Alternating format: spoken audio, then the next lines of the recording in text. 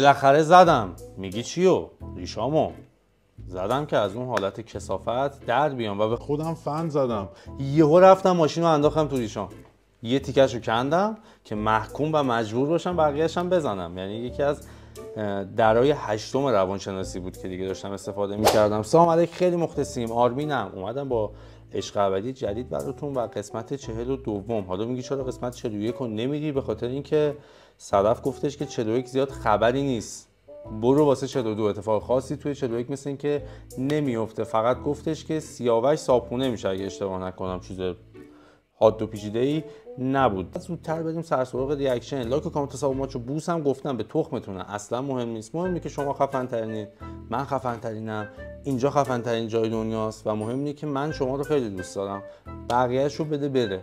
از ماجرای فینال هر کی که اول میخواد نظر بده دستشو بالا بگیره. ماجرای فینال یکم واسه من گنگ پیش رفت. بلندتر صحبت کن. ماجرای فینال یکم واسه من گنگ پیش رفت. دو پارتنرت خیلی صریح اتفاقا رأی دادین. چیش گنگ بود؟ به خاطر اینکه اولش که شروع شد راجع به موضوع الهه و علی صحبت کردن، یعنی کلا موضوع بحث یه چیز دیگه بود، بعد یه دفعه همه راجع به الهه یه چیز دیگه گفتن و اون واسه یه چیز دیگه شد. اصلا یکم گنگ واسه من خیلی پیش رفت که چی شد که علی الان خودت بیشتر از همه داری گنگ صحبت می‌کنی چون اصلا ماجرا اولین دیالوگ درسته پرستو خانم. شوخی می‌کنم. حذف زهرا و علی ربطی به ماجرای موتور پرستو کو بچه‌ها؟ چون این لباس موتور هم میخواد. لواشک آلو پوشیده حاجی، خار طراح من واقعا چیه اصلا. این مشکیش هم میتونست مثلا باز حداقل قابل تحمل باشه، لواشکی یه مقدار دارکه. الهه و اون داستانا اصلا نداشت. بچه‌ها انتخاب کردن و حالا الان اون چیزی که اتفاق افتاد موضوعات در واقع موضوعاتی که اون بررسی کردیم در فینال موضوعاتی که بود که در روز اتفاق افتاده بود و ما همیشه اون رو بررسی می‌کنیم، ربطی به این حذف و اینها نداره. میلاد، من یکم از ریاکشن علی واقعا شوکه شدم. به هر حال منم باید بین این دو تا یه نفر رو انتخاب می‌کردم برای موندن به حذف. خیلی واقعا ناراحت شدم ازش. خب هممون می‌دونیم علی وقتی ناراحت میشه یه سری حرفا میزنه. خیلی حرفا به من زد. حالا امیدوارم در آینده مشخص شه که حرفاش درست بود یا غلط. ولی خب علی رو به قول خودت میشناسیم، هممون میدونیم ته دلش چیزی نیست و در لحظه خب رفتن خب یه مقداری برای قطعا سنگینه، ناراحتش کرده و میدونیم ته دلش چیزی نیست. نگار، نه باید دستم استفاده کنم موقع صحبت کردن. من دستت مگه کلا دست اینه؟ جان؟ دست کلا دست میلاده؟ سپردی دست میلاد. پرستو خانم، من یه دیدگاهی داشتم نسبت به این قضیه. حالا با چند نفر از بچه‌ها صحبت کردم، نمیدونم درسته یا غلط. به نظر من توی فینال شرایط ماهرخ و علی و در کنارش سیاوش و زهرا مثل هم بود و اینکه چرا زهرا و علی حذف شدن یه خورده برای من گنگ بود. یه لحظه اجازه بده. نه، شرایط ماهرخ و فرق کرده بود. در همون لحظه انتخاب کردن که با هم کاپل بشن.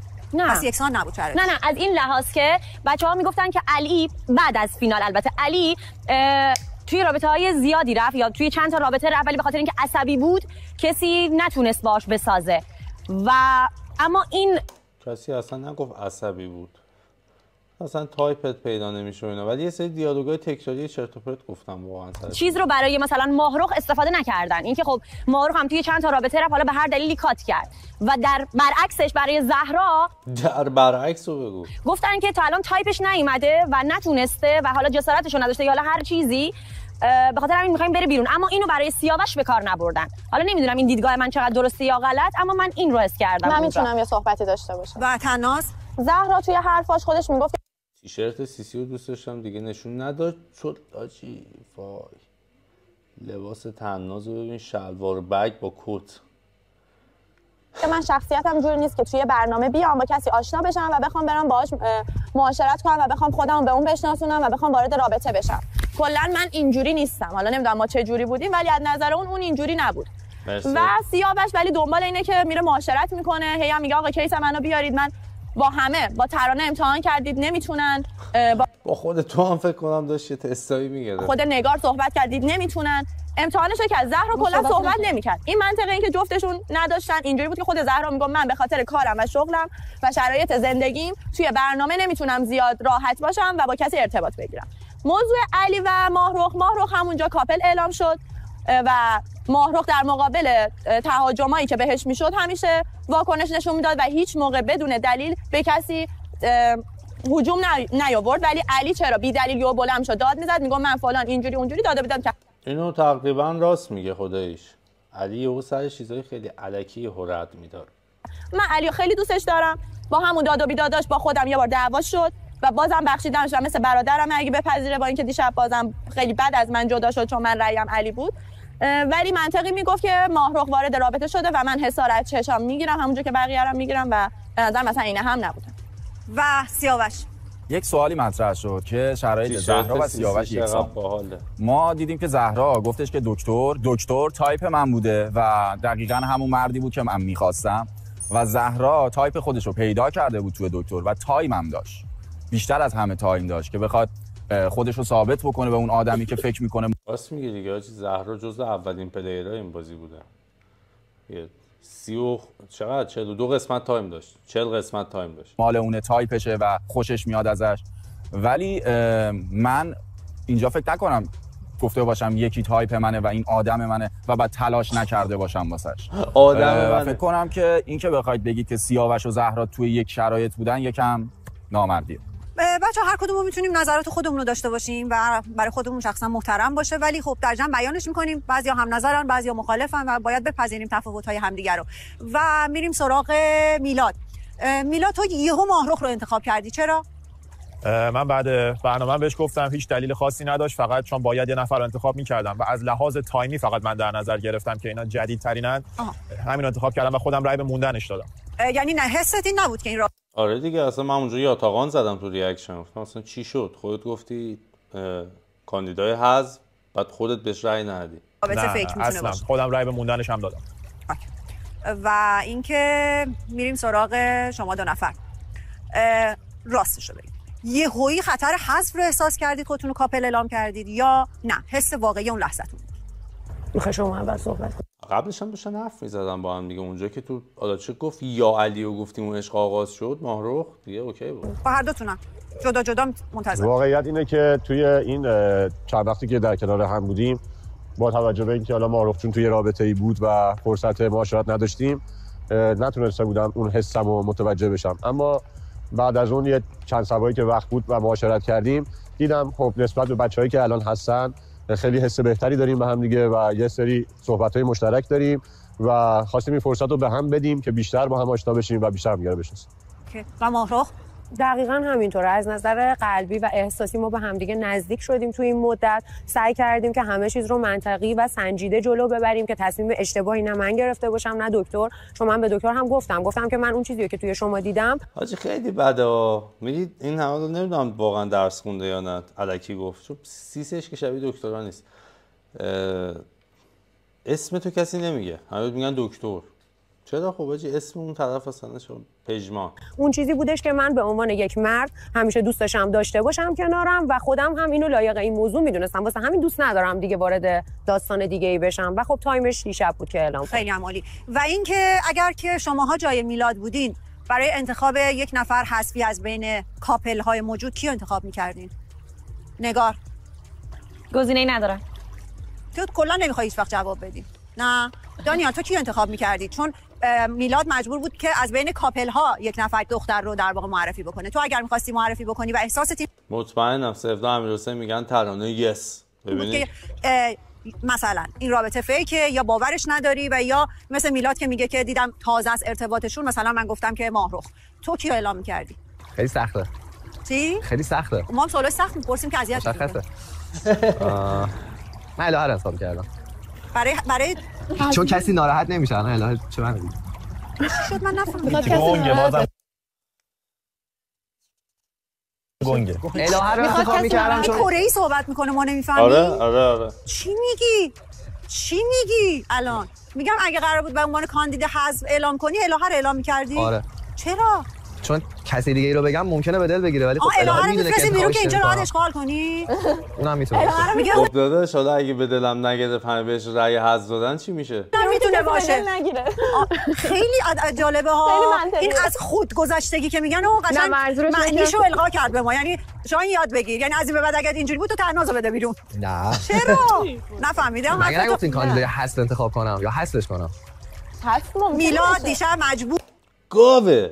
واقعا میگم بود بین دخترای کاپل ما یک نفر رو بیاره تو کاندیدای حذف. خب الهه رو انتخاب کردم نمیذاشتم حذف بشه چون میدونم حذف نمیشه. یا خدا از کجا میدونستی؟ شاید رنگ میآورد. نمیآورد. بذار من یه چیزی بگم. تو برای محبوب میخوای بکنی، محبوب راضی نیست میگه نکن. آره نکن. خب وقتی که از 3 روز قبل من هماهنگ کردم باشه تا 6 ماه قبل به تاخیر بنداز. بذار محبوب من نیستش. وایسا خب. ببین منم میگم یه صبر کن. یه دقیقه صبر کن. چه حال منو بد نکن. به خدا الان بد باشه حالت بد شه. صحبت نکن. میگم نه نمیخوام نکن. من حالم خوب بود راجع بهش من رفیقت یه روز میگیرم کلهشو میکوبم به دیوار. بیا بشین حالا من میخوام چیو میگن؟ یکی از شما رو بکنم به دیوار. گوش بده. به نظر من نگاه کن ترانه جان. به نظر من با یکی در میون بذار. الان تو همینجا. به نظر من 17 نزدیکه بهت. باهاش هم داشتی صحبت کردی. خیلی منطقی باهاش یه صحبتی صبر کن. باهاش یه صحبتی بکن. بابا نپر وسط حرف دیگه. حاجی سایدی ما رو. چقدر گاوی. یعنی دیگه انم داره میشه حاجی. 42 قسمت بهت میگن نپر وسط حرف. یعنی جاکش تو یه دونه کارو نمیتونی بکنی. اوکیه توی جمع بخوای یه کاری انجام بده یا نه دو تایی انجام بدن یه گوشه‌ای. نه تو به معبود نتونی یا قرار باشه که توی جمع بگی آقا توی جمعی بگی که تنش ایجاد نشه. این کارو بکنی من رفتم میشه از اینجا بیرون. تنش ایجاد نشه فقط. به خدا دارم میگم. معبود نمیتونی داداش پاشی بری ستون قرارداد داری چوب تو آسینت میکنن. حاضر این کارو بکنی امشب اینجا رفتن بیرون. نه اصلا انقدر سیکیمی نیست. به مرگ مامانم که میخوام دنیا شه. نمیخوام یه کار خوبه تو مگه میدونی چیه؟ نمیخوام ولش بگم چیه نمیدونم مثلا. بذار یه من یه توضیح بهت بدم. ما هم نمیدونیم یه کاری میخواد واسه تو بکن. خب نه خب من یه توضیح هم بدم. تو سر این که میگی که 2 نفر 4 نفر 5 نفر میگن که آقا رابطه ما فیکه، من الان دیگه اون کارو به دلم نمیشینه نمیخوام. درسته؟ ببین اینجا هر کسی یه نظر خودشو داره. خب این آدم وقتی این کارو واسه تو انجام بده خوشحال میشه و لذت میبره. خب و اصلا مهم نیست بقیه چه دیدگاهی دارن. یکی شاید فکر کنه فیکه، یکی شاید فکر کنه خیلی عاشقته. این همون جوری که تو وایسادی گفتی من این آدمو دوست دارم و برام مهم نیست شما چی میگید راجبش. خب تو هم اینو ولی الان گوه خوردم خاصی توی چشای معبود میاد. من گوه خوردم حاجی گفتم این آدمو دوست دارم و واسم مهم نیست شما چی میگید راجبش. اینجوری در نظر بگیر. الان داره میگه آقا من این آدمو رو دوست دارم، منم میخوام این کارو هر جور شده واسش بکنم و برام مهم نیست برداشت شما چیه. خب و به نظر منم الان همون جوری که تو پشتش بودی اینجا هم وایسا پشت این کاره. لذتش واسه خودتون دوتاه. اون حال خوبه تو ما میخوایم باهات شیر باشیم. تموم شد رفت. دردی که دارم از درون واسه یه چیزایی که ندیدم تا حالا میکشم و الان دارم میبینم. ببین خیلی حالمو بد میکنه. دردی که دارم از درون واسه چیزایی که دارم میکشم الان دارم میبینم. چی شد؟ دیشب بهت نداد امروز دیگه کامل از روی دنده هاتبرد بلند شدی. چی داری میگی؟ ندیدم تا حالا میکشم و الان دارم میبینم. ببین خیلی حالمو بد میکنه. یعنی چی خب حرف بزن. چی حالتو بد میکنه؟ من هیچ وقت دوست داشته نشدم. چرا نمیفهمین؟ الان فرصتش هست. به من الان واقعا این آدمو دوست دارم. چرا نمیفهمین؟ خب کسی نمیخواد بفهمه. مگه ما باید به سیاوش و امیر سیسه گریه خماریه واقعا. ببخشید اینجوری میگم و دیگه خودتون نسخ بازی رو بهمون نشون دادید دیگه. من هیچ وقت نمیتونم ترانه رو باور کنم. بکنی که تو منو دوست داری. اون دو تا پشمک با مستقیم تو مشکل دارن وگرنه به رابطه ما کسی ربطی نداره. کسی منو دوست نداشته. به خدا من تو چشای این آدم چون دیدم حالم خوب شد. ببین یه داستانی هست این مثلا تو نیاز نیست چیزی رو واسه کسی ثابت بکنی. اون با خودت حال نمیکنه میخوان حذفت بکنن. پشمک دوزاری. داستان اینه عزیزم وگرنه کسی با رابطه من و تو مشکل نداره. اونا با خود شخصت مشکل داره میخواد اذیتت بکنه حذفت بکنه. ببین اصلا شاید یکی با رابطت مشکل داره یکی با خودت مشکل داره. شاید قشنگی رابطتون باعث حسودی بقیه داره میشه. اینجوری فکر کن. محبوب پشت صحنه تموم شد. ببخشید تموم شد و رفت. امیر حسین جزو آدمایی بود که میگفت رابطتون فیکه. اینا دورویی داداش دیگه. دستمال واسط میارم دیگه گریه نکن. سر چی گریه میکنی؟ من الان میخوام برم گردن یکی رو گاز بگیرم. بیا دستمال هستم. چی نمیگم. واسه چی گریه میکنی؟ زامبی مگه؟ داستان زندگی همین. اینجا قرار نیست همه همدیگه رو دوست داشته باشن، همه با هم دیگه حال بکنن. من دیگه بعد از اینکه با من به خدا هنوز نمیفهمی نهاد وسط حرف بفهم بپری. ببین من الان عصبی شدم از دستت. واقعا چاقیدیم. خودو کی شدم نخواستم نه دروغ بگم، نخواستم کار بدی بکنم، نخواستم خودم کسی بد کنم.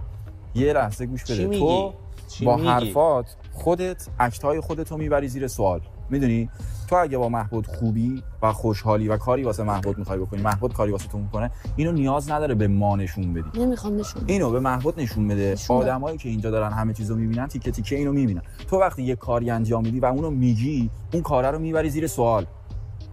من همینو این ضربه میزنه. من خودم این کار خیلی بدم میاد. کلا یه کاریو یا نکن یا میکنی، هیچ منتی تو هیچ شرایطی پشت اون کار نباید باشه. کلا کردی رفته تموم شده دیگه، می‌خواستی نکنی. مثلا چیو گفتم که تو الان این وسط وایسا 10 بار بگو من عاشق محبودم، کسی حرفای تو رو نمیشنوه، چون همه دارن انرژی رو حس میکنن. مگه من میام جلو همه داد میزنم میگم عاشق امیرم؟ نه، ولی حسی که دارم به امیر میدم و حس میکنن. متوجه چی بهت میگم؟ حس واقعی تو ابراز کن، آدمایی که بیرونن تو رو حس میکنن. آره نیازی نیست بیای بگی من فلان شدم، من واقعا عاشق شدم. آقا نگو. میخوای بگی عاشق شدم، سکوت کن، برای من سکوت کن، به خاطر من جلو دهنتو ببند. من اینو میخوام ازت، نمیخوام ازت بشم عاشقم دوستم داری. من هزاران بار از هزاران دفعه شنیدم. بله ولی الان یعنی یک درصد هیچ کدوم از شماها واقعا تو من هیچ تغییری نمیبینین؟ خیلی برام سواله. ببین تغییر کی کردی، ولی اون سیس خل بودن تو، چرت و پرت گفتن تو، گیر دادن تو، اینا همونه دیگه. مثلا با الهه تو 3 روز داستان داشتی سر یه شوخی و سر یه سوالی که خودت پرسیدی. خب این چیه الان؟ واقعا دیگه این داره درد داره عذابم میده از این لحاظ. ببین مشکل من دقیقاً همین بود. اصلا تو نباید بیای ببینی که این تغییر تو کی این تغییر رو تو دیده. نمیخوام به اینجا فکر کنی. نیازی نیست اصلا با هیچ کسی اینجا این اکسپتر رو بگیری و من بعد ازت بگیرم. از من بعد بگیری. تموم شد و رفت. سوالی داری من عوض شدم، از محمود بعد تو دوتاییتون بپرسی. اگه میگی من نمیدونم فلان نشده بودم الان دارم عاشق میشم پشمام ریخته، باید به من بگی. به مامانت هم میگی، اونم فکر میکنه فیکه. مامانم که اصلا باورم نمیکنه. من اصلا به مامانم میگم مامانم تو فکر کن الان این بچه توی سیچویشنیه، خب توی موقعیتی. سیچویشن گفت حاجی، سیچویشن مگه نیست؟ نمیدونم، من خودم اونقدر اکسنت و زبان خوبی ندارم، ولی سیچویشن سش که ایرانیه، چویشنش هم چینیه. اصلا به مامانم میگم مامانم تو فکر کن الان این بچه توی سیچویشنیه، خب توی موقعیتیه که الان مامان و بابا و خواهرش هم، باباش نه، مامان و خواهرش هم از یه طرف دارن بهش فشار میارن. اینجا هم که یه فشار این شکلی رو همه هست، حالا روی ایشون بیشتر. خب محمود من بهش گفتم من اگه واقعا اونجا بودم وسط این حرفای جدی مثلا گیر میدادم به این سیچویشن، کامل بحث عوض میشد. گفتم ببین پس خیلی باید برگردی عقب که چی کار کردی که مادرت هم باورت نداره. الان داستانش برام تعریف کرد. گفتم تو اولین کسی نیستی که سختی کشیدی، آخرین کسی هم نیستی. من شاید بیشتر از تو کشیدم، ولی تو انتخاب کردی یه مسیر غلط رو بری، آدم بدی بشی. من با مامانش صحبت کردم، خب چون یه کس دیگه ایه باورای غلطی رو کرده تو مغز مامانش. الان من با مامانش 5 دقیقه صحبت میکنم آروم میشه، با خواهرش 2 دقیقه صحبت میکنم آروم میشه، میرن اصلا تموم میشه. خب و الان ببین تا الان چقدر تر زدی تو این 25 6 سال ستون گنج. موقعیت خیلی بدیه که یه سری ساپورت‌ها و حمایتای خانوادگی هم که داشتن هم از دست داده. اونا هم حتی میخوان بگن حرفش حرف نیست. و ببین خیلی شرایط واسه یه دختر سخت میشه. بابا دختر آره به خاطر اینکه محمود جان شما دیر اومدی، به خاطر اینکه این وزه الان خیلی وقت تو این ویلاس، به خاطر اینکه مامانش اینا احتمالاً نصف این قسمت‌ها رو دیدن. میدونی؟ برای پسر که نیست، رزمنده که نیست. دلش کوچیکه، تو مغزش هر چی میاد به زبون میاره، مثل علیه، اونم هر چی خب اینو من فقط میگم توی این زندگی این ویلا ما تنشامون 10-20 برابر از راحت معمولیه. تو خونه‌مون یه کسی مثل این پلش رو من راه نمیدم بیاد اینجا به من بی احترامی بکنه، ولی اینجا مجبورم کنارش بخوابم. خب و این داستان تو سوپ داره میره تو مخ این بچه. هیچ کس رابطه ما رو خب اکسپت نمیکنه و اصلا من نمیخوام هیچ کس هم اکسپت بکنه. پیشرو بگین شاید پیشرو اکسپت بکنه. ما رو خب اکسپت نمیکنه و اصلا من نمیخوام هیچ کس هم اکسپت بکنه. ما میریم شهر، میریم اشغالمون رو میکنیم، تازه چالش‌های قشنگمون اونجا شروع میشه. اینجا رو من فقط ازش دارم خواهش میکنم که با سکوت عشقش رو به من نشون بده، سکوت رو یاد بگیره، تمرین کنه. سخته، خیلی سخته. خود من 4-5 ماه طول کشید این کارو بتونم تو خودم پیاده بکنم، شاید 6 ماه طول کشید. و اینجا توی این شرایط داشت تو همچین سکوت هم نمی‌کنی، فوش خار مادر میدی هر دفعه. خودم من نمیتونم از وقت ساکت شم، چه برسه به این خانم که مشکل رفتاریش همینه که بعضی وقتا نمیدونه کجا چیو بگه. بازم خوبه گفت مشکل رفتاری، نگو مشکل روانی. نمیدونه کجا ساکت بشه، نمیدونه کجا. ولی ترانه هیچ حسی، هیچی. تو اگر دیشب خوش داره میگه ما دنبال آرامشیم، من خودم به شخصه یکی بیاد به من بگه که نمیدونم شاهین به من چشمک زد، میگم ایول. نمیرم به شاهین بگم برای چی رفتی چشمک زدی، برای چی فهمیدی مگه دنبال آرامش نیستم. پس به جای اینکه سنگا رو هی بزنم تو سر خودم از سنگا دور میکنم. خب مشکل اینجاست که ما میخوایم همه مثل خودمون باشن، اما اینجوری نیست. من نمیخوام. ما باید اینو متوجه شیم که آدما با هم دیگه فرق میکنن و توی شرایط خیلی و توی شرایط مختلف عکس العملامون فرق میکنه. الان مثلا دارم بهت میگم اگه یک نفر میمد مثلا تو اومدی من میگفتی میلاد من چشمک زد، من توی جمع اعلامش نمی‌کردم، اما به خود میلاد 100 البته اعلام می‌کردم، گفتم خیر داری یعنی چرا چشم چی میگفت؟ آقا چرا ترکی میگین؟ بچهای ترک زبان عزیز چی گفت؟ چی؟ اعلامش نمی‌کردم، اما به خود میلاد 100 البته اعلام می‌کردم، گفتم خیر داری یعنی چرا چشمک زدی؟ برای من فکر می‌کنم باید توضیح بدی.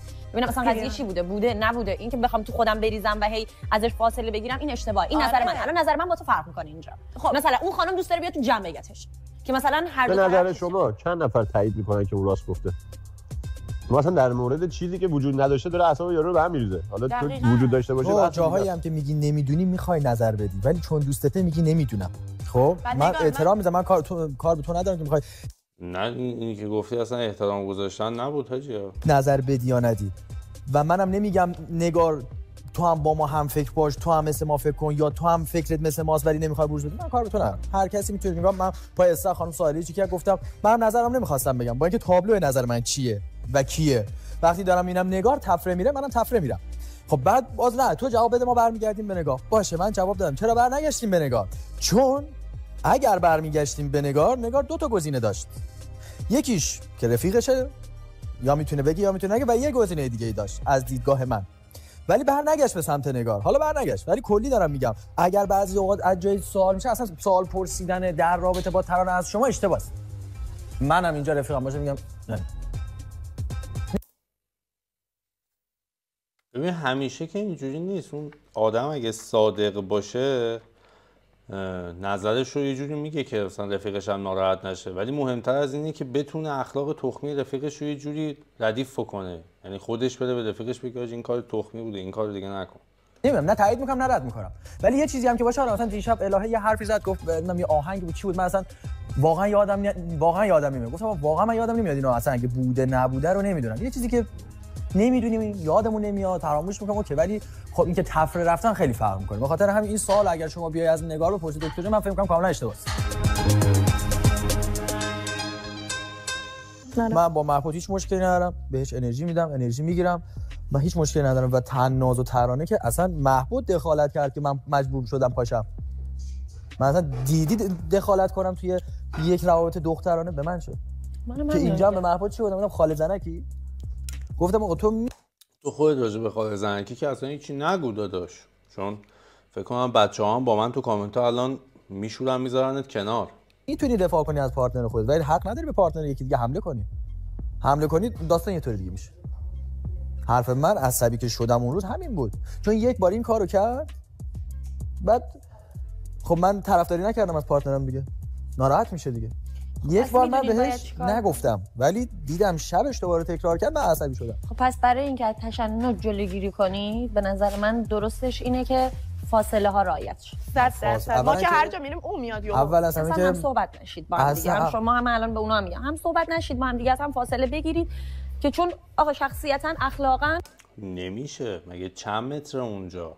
اصلا اینا باید تو خیلی از تایما توی کات با هم دیگه باشن برای برنامه، چجوری هم صحبت نشن با هم دیگه نمیخورید.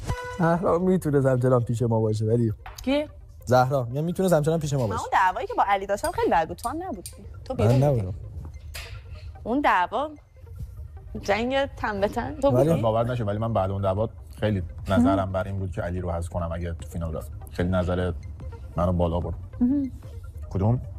نمیخوام اشاره کنم که یادآوری نشه. نه من اوکی یه چیزی رو بهش گفته بودم از زندگی، همون زندگی شخصی. آره شخصی. بعد وسط دعوا هی منم داشت میکرد، گفتم عزیزم منم فلان کارو دارم میکنم مثلا اینجا کسی میدونه. بعد گفت تو دروغگویی، تو اگه همچین آدمی بودی که انقدر مثلا کار داشتی. البته من مقصر علی نمیدونم. مقصر خودشه واسه کسی که 2 روز میشناسه سفره دلشو باز کرد. من مقصر علی نمیدونم.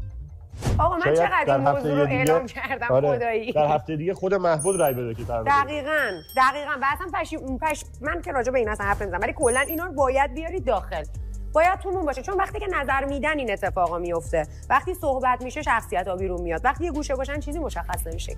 راست میگه. اون دوستیه باید الان ایجاد بشه. یه چیز دیگه میگم برام جالب شد، این که اگر محبود با من مشکل داره چرا توی روی من خوبه؟ چون دو روه.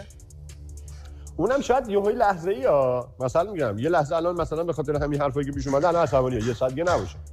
ولی من اینه که یه عده این ظرفیت رو دارن بپذیرن، یه سری ندارن. اونم علتش اینه که دیر اومده، آخرین نفره که اومده، قضیه ها رو ندیده، فقط شنیده و از یک به قول معروف گفتنی از یک زاویه دیده که برش تعریف شده داره قضاوت میکنه و فکر میکنه که الان یه مظلومی وسطه، یا بچه است یا مظلومه یا احمقانه رفتار میکنه، ولی بقیه ما یه گاردی داریم و میخوایم اون اذیت کنیم. اون الان اومده مدافع شده. این کلیت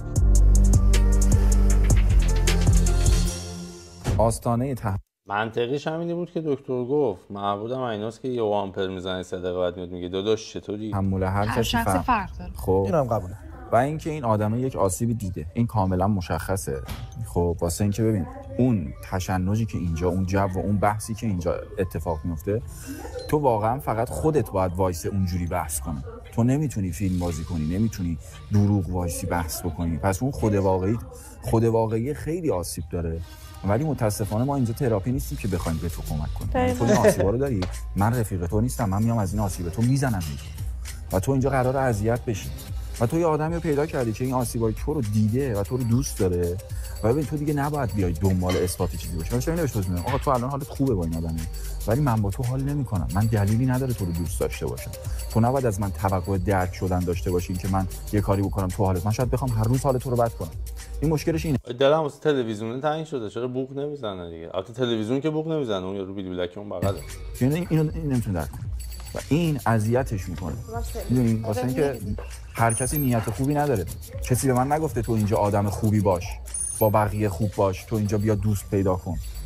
به هر حال یک فرمت مسابقه است. تو عشقت پیدا کردی، وایس پای عشقت و ببین چطوری میتونی پیش بری. اینا چه رنگی بهش میگن گفتی؟ آجوری. باریکلا. تو این سوال از یه خانوم میپرسی. خانوما فرق بین صورتی یواش با صورتی پررنگ با صورتی متوسط با گلبه‌ای با نمیدونم صورتی نمیدونم رو آره متوجه میشم. بعد به خدا منم میفهمم، چیز عجیبی نیست. اینو داری میپرسین که همه میدونن آجوری. رنگ مورد علاقه تو لباس پوشیدن چیه؟ مشکی. میدونستم. تو همه چی مشکی؟ اصلا تو خونت؟ مشکی. خونم مشکیه زاد. خیلی تاریک نمیشه داری؟ خونم مشکی ذاتن حاجی، عاشق این ذاتنم. همه جا استفاده میشه. دیر نمیشه. نه. از یه طرف میگن مشکی رنگ عشقه، از اون طرف میگن دلگیره. من نفهمیدم. نه، مشکی خیلی قشنگه. حتی آدمای مشکی هم قشنگه. ای با من هم کل زندگیم همینجوری بودم. همه لباسام مشکی بود، حتی الان رکابی تنم هم مشکیه. ولی از یه جای به بعد رنگی بازی کردم، خیلی بهم داره خوش میگذره. همین رنگ لباسی که تن سیسی هست، این آبی یواشه، آبی آسمونیه، این رنگو من خیلی دوست دارم. با این کلی اشغال کردم، سرمه‌ای بازی کردم، توسی مثلا یهو اومد تو کار. ولی 90% تیشرتام همین الانم مشکیه. بابا یه بار با همون مشکیات آدمای مشکی قشنگ نیستن آدمای مشکی؟ بشین توی مشکی واسه بیاد توی برنامه. مطمئنی که نمیاد؟ شاید اومد. خانوماشون هم خوشگلن، فقط آقایون نیستن. نه؟ خانوماشون قشنگ نیستن؟ خدایی. کدوم؟ نه حالا ریسیس نجات پرستی به ما میزنن بیدرست. نه خیلی خوبه. خوشگلن. ببین نگاه کن اعتراف کردی. هر نژادی قشنگی خودشو داره. میلاد جان به نظرت آخرش چی میشه؟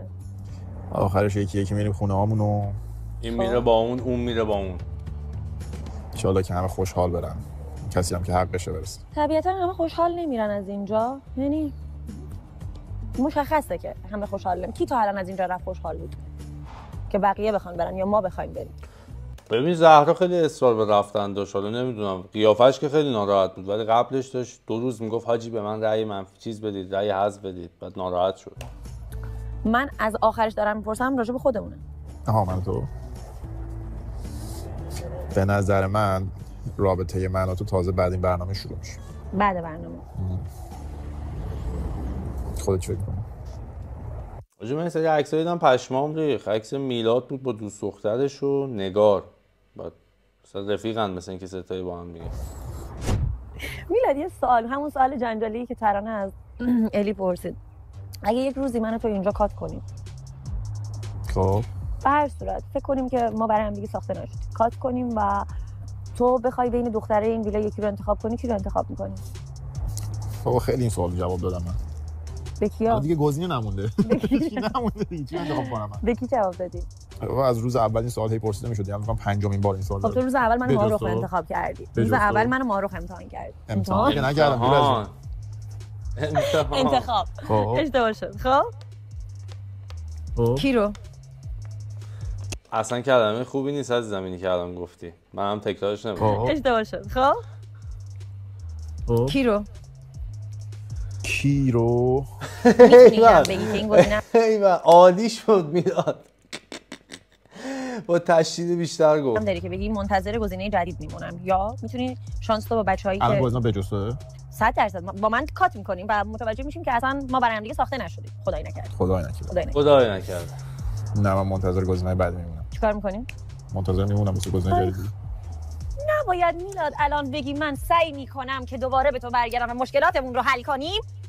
گفتی تو خارج از گزینه‌هایی دیگه. آره دیگه. خب باز هم تو بعد منو میوردی تو گزینه. خودت گفتی کات. آجی این خیلی باحاله. یه چرت عجیبی میگن که جوابش باید چرت باشه، بعد از اون چرت ناراحت میشن. این واقعا خیلی باحاله. انتظار نداشتم اینو بگی. بعد به زور منو میوردی تو گزینه. نه اصلا با اونجا فکر نمی‌کنم. کار اونجا بکشی. شوخی می‌کنم. منتظر گزینه جدید میمونی یعنی. نه اصلا کار با اونجا نمی‌کشی. نه دیگه بس نکن. اینکه علی رو حذف کردی خیلی ها برات گارد گرفتن. مهم نیست. و یه چیزی هم بگم از نظر من سیاوش خیلی دوستش دارم. خیلی. اما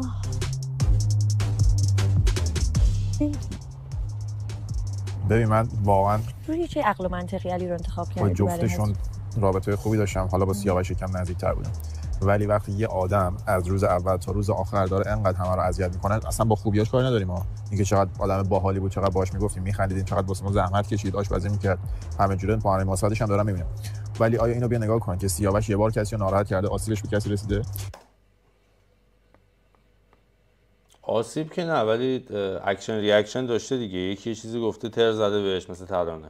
درستم بود، یعنی منم بودم همون کارو میکردم. داشتم به این فکر میکردم چرا یه باربیکیو ندادن؟ ویلا هم هست، این همه پسر هم هستید، جوجی بزنید، عشق بکنید پای باربیکیو. ویدیوش هم خوشگل میشه. آقا بنده پیشنهاد میدم از سریای بعدی باربیکیو اضافه بکنید توی یخچال. توی یخچال که نه، تو حیاط منظورم بود، توی یخچال. این آقا باعث گریه چند نفر شده اینجا. این آقا سر چند نفر داد زده اینجا، چند بار دعوا درست کرده. من از این نظر بهش رأی دادم. هممون اینجا شخصیت داریم، هممون اینجا خانواده داریم. چند بار سر یه دختر داد زدین آقا. هر چقدر بگیم آدم خوب، هر چقدر بگیم بچه باحال، ولی داد زدن سر دختر، داد زدن سر پسر، دعوا افتادن، با اقسام کارهای ناشایست. خب دلیلش چیه؟ من فقط گفتم که یکم ولی خب هیچی هم تو دلش نبوده. خب منم میتونم برم هر چی از دهنم در بیام داد بزنم، آی فردا بیام واسه کنم. خب آدما تو عصبانیت خودشون رو نشون میدن. من مگه بعدم میاد یه نفر بهم داد میزنه منم جوابشو ندم؟ اگه برگردی دوباره علی رو انتخاب می‌کنی؟ 100%. واقعا؟ الان مثلا انقدر بچه‌ها رو گرفت. منم بعدم میاد اگه یکی داد میزنه جوابشون ندم، بدم باید بگم. رو ترانه مگه کاراش خیلی بدتر از علی بوده؟ علی مگه این یه دونه از این کارا رو ترانه الان انجام بده، ببین چیکار میکنن. ببین خب روزای اول با منم اینجوری همشون به منم یه گارد خیلی خاصی داشتن و من آدمی ام که دیر آدما منو میشناسن. حالا یا خودم این اجازه رو نمیدم یا دیر ارتباط رو برقرار میکنم، دیگران با من دیر ارتباط برقرار میکنن، قیافم غلط اندازه، هر چیزی که هست دیر ارتباط برقرار میشه. خب سرویس کرده این کلمه رو و این گارد رو نسبت به من هم داشتن. مثلا امروز من و ماهرو خوب با هم دیگه صحبت کردیم، حالا تا ببینیم روزهای بعد چی پیش میاد. یا مثلا من و تناز میخوام اینو بگم که این امکان هست که برای ترانه هم این اتفاق بیفته. فرق این دوتا از نظر چیزی که دارم از بچه‌ها میگن، علی یکی که ناخواسته و خود واقعیش، یعنی به خاطر ساده بودنش داره این کارا رو میکنه که منم بازم میپذیرم. ولی میگن ترانه داره اکت بازی میکنه، داره دروغ میگه. و میلاد من میدونی که بیرون از اینجا با ترانه دوست بودم. خب هیچ اکت من نمیبینم. یعنی دنیا باقیش هم همینه. من اینو دیدم از ترانه بیرون از اینجا. ما حتی یک جا کار میکردیم، تو یک مکان فریلنسر مدلینگ کار میکردیم. به خاطر همین رفتارا صاحبکارم همیشه میگفت این تعادل روحی روانی نداره، نگار متوجه میشی؟ این اوکی نیست. مثلا مثال دارم بهت میزنم سر یک سری حرکات، اینکه اینجا داره اینجوری برخورد میکنه و بچه‌ها همه دارن گارد میگیرن میگن خب حالا چه اکت باشه چه نباشه خودت داری میگی، یارو ردیه دیگه. چیزه اکت نیست، این خود واقعیشه و ترانه به شدت دل پاک و تمیزی داره. بابا تو نمیتونی آدم به درد نخوردی باشی بعدت بگن دل پاک داری که. حاجی چی داری میگی اصلا؟ به شدت. بعد آدمیه که مثلا یه چیزی بهش میگی نمیتونه تو دل خودش نگه داره، سریع باید چیز انجام بده، یعنی بعد ریاکشنی انجام بده، اصلا به این فکر نمیکنه که الان زمانش نیست. من مثلا چند بار کنترل میکنم خودمو، چند بار یواش عمل میکنم، بعد دیگه یهویی میپکم، ولی اون نه، اون مثل من نیست. یعنی این نشوننده که اینکه هیچ سیاستی نداره این خانم. رابطه من و تو خودمونیم، این وسط هوا هم نمیتونه بیاد بره. پس ربطی به ما نداره نگار با کی چجوری رفتار کرده، زهرا با کی چجوری رفتار کرده، اون با اون چجوری رفتار کرده. اوکی، دوست داشتی این صمیمیت رو اوکی بکنی، اوکی کن. لطفاً برای کسی آقا نقطه ضعفش رو نکن. نیازی نیست ما بگیم ما دوستیم، نه دنبال چالنجیم نه دنبال دعوایی. مثلا آقا کاری که با زهرا کردی با این دیگه نکن، این خودش زبون داره. 2 روز دیگه همه دارن رنگ و روی خودشون نشون میدن، اینم زبون داره. لطفاً دوباره دارم میگم این رفتار تو بذار کنار، چون من نمیپسندم. اگه تموم شد تکرارش نکنه، تکرار کلمات که این علی ریپیت میکنه بعدم میاد عصبی میشم. متوجه شدم دیگه. ببینیم دیگه این علی که اوکی یه چیزو یه بار بگو آدم میفهمه، دوباره 3 باره که میری میگی دیگه کلا میره دیگه. چند بار داره اتفاق میفته. خب دیگه اگه چند بار بهت گفت نفهمیدی نباید از تکرارش ناراحت بشی دیگه. اتفاقا خیلی خوب داره بهت میگه که چیکار بکنه. 100 بار دارم بهت آروم میگم که آقا نگو، ما ربطی نداره. حتما یه چیزی بوده، یه جایی رو مخم بوده که خواستم یه حرفی بهش بزنم. زدی؟ لازم نیست تو همه جا هم واکنش نشون بدی. واکنش هم نشون میدم به خاطر اینکه تو داری میری توی جمع یه چیزی رو اعلام میکنی، کسی هم که اگه به ذهنش این نرسه تو اجازه میدی که روی موضوعی که تو بیان کردی بپره وسط و همه چی داره از کجا شروع میشه؟ از نقطه استارت که تو شروع کردی. نقطه خیلی وقت شروع شده. من تو ادامه بده. الان تو اشتباهه، تو ادامه بده. من نه دنبال اینم که برگردی فقط من ببخشید و اشتباه کردم و تو بگیرم، نه چیزی. برام انقدر با ارزش و با احترام دارم بهت اگه یه جایی رو میگم اشتباه میکنم، آقا منم اشتباه میکنم، ولی اینقدر داری گریه میکنه حاجی، ریدم تو خودم اگه داری گریه میکنه. نگیر نسبت به این قضیه که نداری درست میری. تا ثانیه آخر این خونه‌ای که ما 4 ثانیه کجاست حاجی؟ تا ثانیه آخر این خونه‌ای که ما توش هستیم هیچ کی رفیق ما نیست. پس لطفاً سرمون تو لاک خودمون باشه، سرمون توی روابط خودمون باشه. من گفتم کسی رفیقمونه. حرفم من واسه تمام شد. هر چی برای هر کی داره اتفاق میفته نمیگم بی خیال باشیم، اوکی، ولی طرف عقل و شعور داره. عقل و شعور اگه نداره میتونیم راهنماییش کنیم، ولی وقتی زبون داره، طرف میبینه داره باش بازی میشه یا بازیچه شده، دیگه اون به ما ربطی نداره. چرا واقعا متوجه نمیشی؟ من اصلا موضوع صحبتم این خانم نبود. موضوع صحبتم این بود که یه چیزی رو به نگار بفهمونم. همون تیکه‌ای که میندازی تیکه بهش انداختم. تمام. یه تیکه بین 2 تا دختر بود. تو چرا انقدر بحث می‌کنی حالا؟ بین 2 تا دختر 6 نفر آدم دیگه. دوست داشتم جلوی جمع بگم، چون اونم همه شوافاشو جلوی جمع میکنه. تو خلوت که نمیاد یه کاری بکنه. دوست داشتم یه تیکه بهش بندازم. خب ادیتور لعنت بهت چی گفته؟ انقدر بحث نداره واقعا. الان من و تو داریم خیلی آروم صحبت می‌کنیم. نه دیگه الان 100 بار یه جمله رو تکرار کردیم دیگه. 20 دقیقه سری یه موضوع رو میگی، یه تیکه خواستم به یکی بندازم. همونجوری که اونم میتونه 100 تا تیکه به بقیه بندازه. راضی از این تیکه انداختن؟ راضی و ناراضیشو کار ندارم. اون لحظه دلم خواست اون کارو انجام بدم. میگی کارت اشتباهه، گفتم اوکی میپذیرم، تمام. دیگه ادامه دادن نداره. داریم آروم صحبت می‌کنیم. الان راضی از اتفاقی که افتاد؟ اصلا موضوع راضی بودن ناراضی الان بودن. حرفی که زدی دلتو خوش کرده که زدی؟ آره اون لحظه من ناراحت شدم بعد این قضیه. خب اینم گفتی بیان کردی. الان من ناراحت شدم. خب چی همین. خب با اینکه من دست ناراحتم. خب با اینکه موضوع به تو ربطی نداشته میگی ناراحت شدم، میگم اوکی. به من ربطی نداشته، به روابط من ربط داره، چون من آقا 50% کار منم. من دوست ندارم این پارتنر من بغل من بشینه در مورد یکی صحبت کنه که اون موضوع هم به تو ربطی نداشته. متاسفانه توی خونه همه چی به همه چی ربط داره. هیچ کی ربطی نداره. مهمون داریم چه مهمونی؟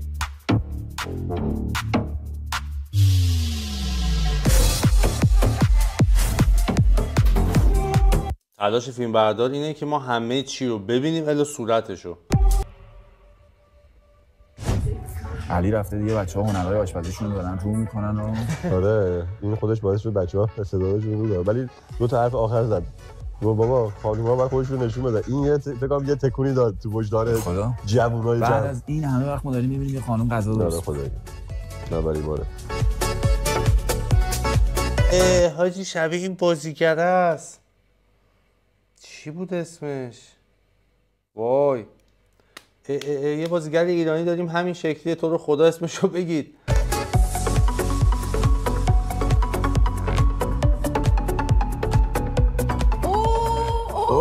روکیم چقدر شبیه فرنوشه. یا شبیه تناز آوردن برات. بابا این کجا شبیه منه؟ بابا نه تو بابا، یکی خدایی دوست من. بود. الان کجا هست اصلا کجا ویلا؟ همین تو طبقه بالا. فرنوشه. سیسی پسندیدی یا نه؟ سیسی یعنی خود سیسی پسندیدم. خالای خوشگلی هم داره میدونی؟ خال کو؟ خال یه دونه رکونش داره یه گردن. سیسی منم پسندیدم. سیسی واقعا منم اینو سیسی لعنت بهت حاجی. بوسم سیسی بالا رو از کجا دیدی؟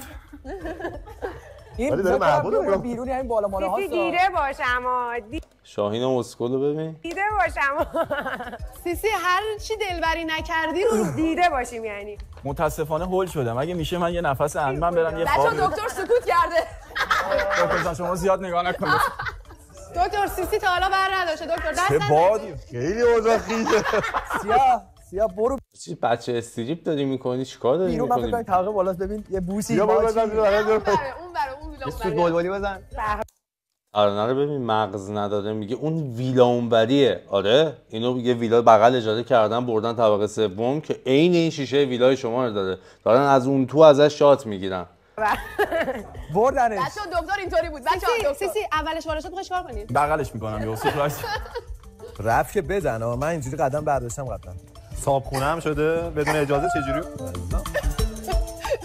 چیزی رفت بالا بگه نام زدم و بدید. آقا قرار شد که امیر حسین بچه‌ها قرار بر اینه که من نمیگم که کاپلم ایشونه. هنوز چیز کل تلویزیون قطع اون هنوز داره اون بالا حاجی هندی میرقصه. پسرا کسی کاپلش اعلام نکنه. اصلا نگیم کاپل داری. عجب. من اعلام نمی‌کنم و نمی‌خوام کسی اعلام کنه که ایشون کاپل منه چون من کاپل ندارم. تناز اعلام نمی‌کنی مشکلی نداره که. آقا اون اجازه بده. اجازه بده. اعلام کنیم نکنیم اون مال سیسیه. تمام شده. باشه. دکتر قلبشو گرفته. روکی. حالا قلبشو. حالا بعد شیرکاکو استرام گرفتم. تبش قلب گرفتم. دکتر اون بچه از اول سینگل بوده. آقا ببین من همیشه گفتم خدایا مرا آن ده چام به. ببینیم آقا چیه این دنیا ببین یه مسئله. آقا پس قرار شد که کاپلا رو آجی یکی ایشونو بیاره پایین از تراس. اعلام نکنیم. آقا همه مجردی. سلام. سلام. چطوری؟ مرسی. سیاوشم. خوشبختم. شما؟ بهارم. بهار. خیلی خوشبختم. مرسی متشکرم. چه لباسم پوزای قشنگی میدادی؟ مدلم. خیلی هم عالی. متشکرم. خیلی هم خوشبختم. عالی. چند سالته؟ 26. شما چی؟ 26. چه خوب. چه ماهی هستی؟ دی یعنی از من بزرگتر میشی. نیمه 26 سالگی من 7 فروردین 26 سالش شدم. برای من از تو کلا بزرگتر به حساب میاد. واسه اینکه فکر کنم 79 نه من 78 ام. 8 خب من 76 ام ولی 26 سالم. این بعدن چه جوریه؟ آها یه همین طوریه. سردت شده؟ بریم پایین تا بچه‌ها آشنات کنم. میگه تو 79 26 سالته ولی من 76 ام و 26 سالم. چه خالای خوشگلی داری. مرسی.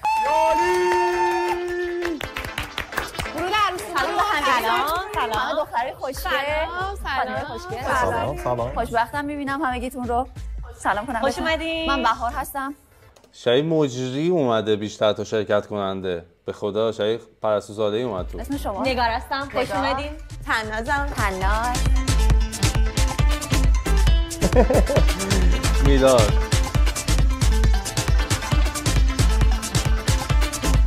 خیلی حیوونی. میتونم بپرسم اصالتا کجایی هستی؟ من مشهد به دنیا اومدم ولی تهران بزرگ شدم. پشمام نریزه ولی ته چهرت شبیه دوستان عزیز افغان هم هست. این همه تو رادیو کار کردی. صدات که این همون آشنا هست ولی من رادیو گوش نمیدم. همشهری دارین اینجا. کی؟ شاهین همشهری. جدی ترانه کدوم بود؟ همون که بلونده. دیو یادم اومد. اوکی. کجای بچه؟ دانشجو. بچه فرهاده. فرهاد؟ فرهاد حاجی من که رفیقام فکر کنم خونش تو فرهاد بود. اسم محله‌ای عجیبی دارم. دانشجو. وکیل آباد. وکیل آباد که معروفه دیگه. آره اونجا دیگه. فلک 13.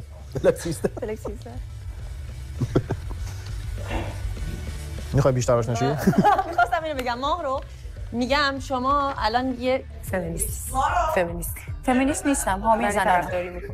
من میذارم پیجم برسته همینه. اصلا اینطوری نیستم که بگم اسم ها رو دوست ندارم. حامی یک میدونی؟ ولی خب نمیذاری زایم بشه. نه ضد مردم نه ضد زنم ولی حامی زنانم. درستش همینه دیگه. چون هر چیزی درش افراط بشه از حد و حدود خودش خارج میشه. دقیقاً. یه لهجه‌ای داره که داره کنترلش میکنه، نمیدونم، یه احساسی دارم نسبت به مدل حرف زدنش، یه چیزی داره کنترل میشه انگاری. نه داخله بابا میرینیم تو خودمون. خب داداش آروم‌تر بزنیم.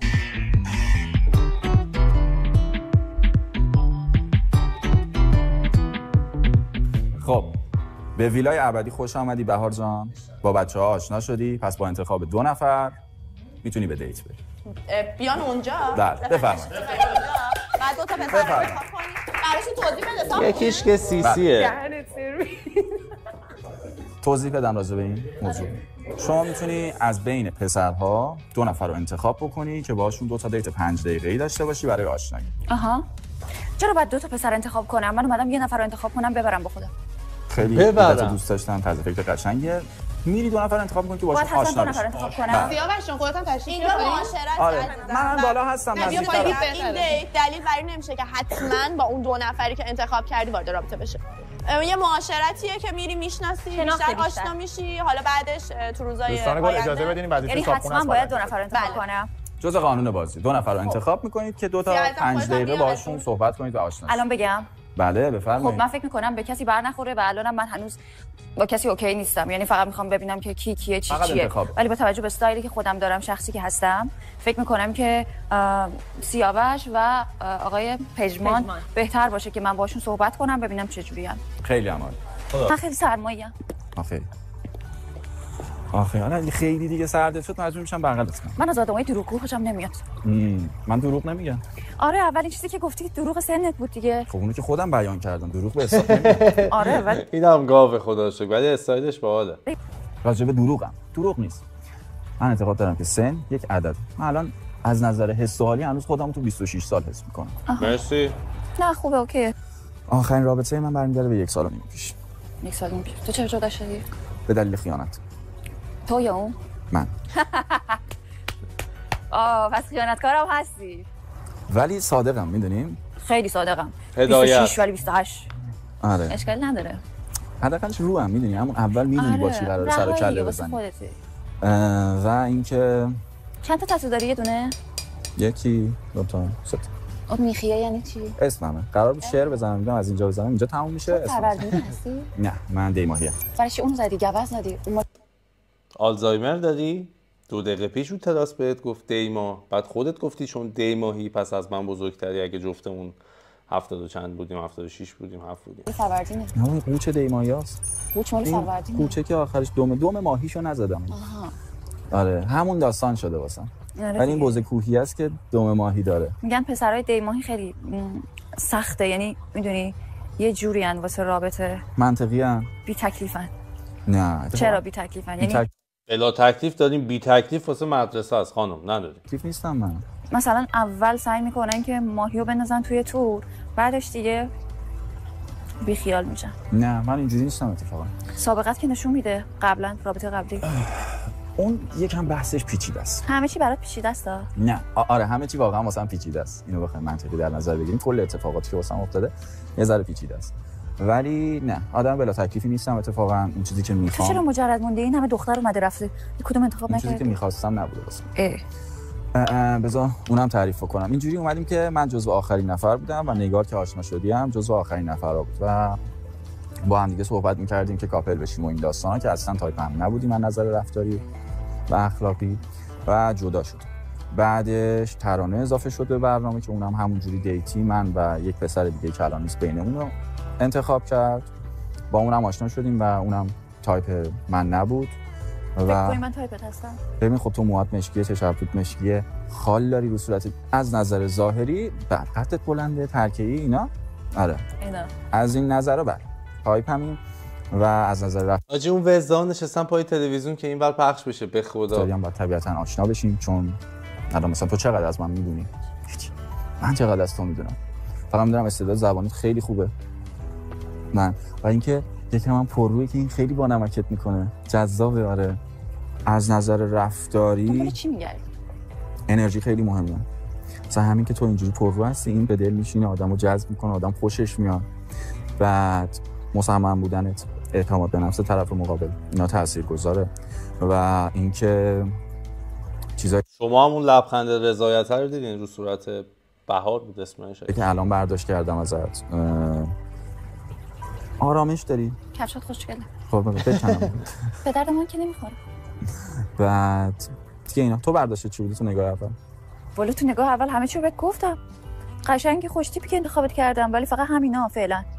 از رفتاراتی چی نمیدونم. آخه رفتار و اخلاق برای من خیلی مهمتر از ظاهره. واقعا خیلی مهمتره. کاری به ظاهر ندارم. ظاهر یه روزه است. جذب میکنه آدمو رو ولی این اخلاق و رفتاری که آدمو رو رفتار میتونه آدمو دیوونه کنه و نگهت داره و ادامه بدی تا جایی که مثلا باورت نمیشه. و اصلا به خوشتی بودن پسر ربط نداره. واقعا به شعور و شخصیت و کاراکتر پسر ربط داره. دقیقاً. و تو این نظریه من یه دیدگاهی دارم، این که من اگه بخوام از رفتارهای خودم واسه تعریف کنم یه ذره رفتارامو میبرم زیر سوال. تو همچین دیدگاهی نداری؟ بگو مثلا چی؟ مثلا برگردم بگم من شخصیت آرومی ام، شخصیت منطقی ام، من اینجوری اینجوری نمیتونم از خودم تعریف کنم. و وقت داریم حداقلش تا آخر امشب اینا که خیلی بیشتر با رفتار و برخوردهای من آشنا بشی. منم همینطور. اگه سوال حالا فکر کنم از این به بعد سیسی هم دیگه خیلی آروم میشه، زیاد دیگه تو اون بحثا شرکت نکنه. دوست داری چیزی رو بدونی؟ کم کم خودم میفهمم. آفرین. ولی من فکر می‌کنم 25 سالته. داری الکی میگی. دیدی؟ آره به خدا. سن تو کمی. سن تو یعنی سنت کمتره. سن نه آره. خدای حفظش. خدایا مرسی. همین بیشتر دوست دارم. مثلا همین که این جمله رو میگه بیشتر دارم. این در حال واسه کار ما لازمه. در حال داریم کار می‌کنیم. ببین اگر بخوایم از نظر فکری راجع به سن من نظر بدیم اینو به نظرم من چند میخوره؟ به تو 23. واقعا صورتم بیبی فیسه. بیبی فیس بودم به کار ما اون لعنت در توش. اینو درک می‌کنم. تو فقط مدلی یا بچه‌های دیگه هم مدل هست؟ من راجع به این نظر نمیدم. قضاوت نمی‌کنم. همه که گفتن مدلیم ولی واقعا فقط سیسی مدل واقعیه توشون. یه سریا میگم مدلیم. علاوه ظاهری و عکسایی که ازش دیدم اینا واقعا اوکیه. قضاوتش با بقیه من همچین کاری انجام نمیدم. واسه اینکه دیدگاه مدلینگی که من دارم و دیدگاه مدلینگ بعضی‌ها البته در حال حاضر یه مقدار صورتش توپل شده، بخواد مدلینگ جدی رو بده باید این خدمت‌های بغل رو در بیاره کاملا. اگه ایجنسی داری تمومه دیگه. آره. با اینکه توی چه ساعتی کار می‌کنی، کار می‌گیری و قراره چیکارا بکنی اینا. پیرنت هم قشنگه. حالا لباسای دیگه تو ببین. قربونت برم کلاس خیلی خوشگله. من چیزای مختلف میپوشم، استایلای مختلف میپوشم، اما کلا وینتیجم. چیزای وینتیج، کالکشن، لباسای آرکایو، لباسایی که از برندهای منم خیلی دوست دارم. حاجی وینتیج بعد حال میده. خاص آیتمای خاص. من کلکسیون عینک دارم از سال 1940 تا به امروز. چه هزار؟ دوست دارم کلکسیون عینک تو ببینم. حتما چرا که نه. اگه اینجا میگم پژمان بیاد با پژمانم باید صحبت کنیم. نمیشه کم بیام تو سردمه. 85 سالشه کلکسیون.